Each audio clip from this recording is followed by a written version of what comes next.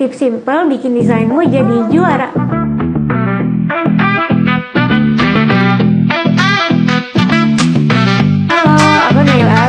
Aku punya tips supaya karya kamu jadi juara. Tapi sebelum itu jangan lupa, kompetisi ini hanya berlangsung sampai tanggal 25 Februari 2025. Pastiin kamu submit maksimal di tanggal tersebut ya. Nah, tips ini akan menjadi kunci penting buat menarik perhatian juri agar desainmu tampak lebih berkesan. Tipsnya yang pertama, kamu tentukan dulu emphasize dari karya kamu dengan memanfaatkan ruang kosong sehingga karya kamu terlihat balance. Yang kedua, kamu bisa memanfaatkan complementary warna. Jadi misalkan kamu pakai warna orange, kamu bisa pakai warna ungu sebagai penyeimbangnya.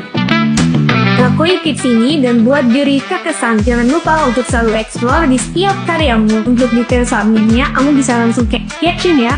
Tunjukkan wajah asli kebaikan Indonesia dengan karyamu.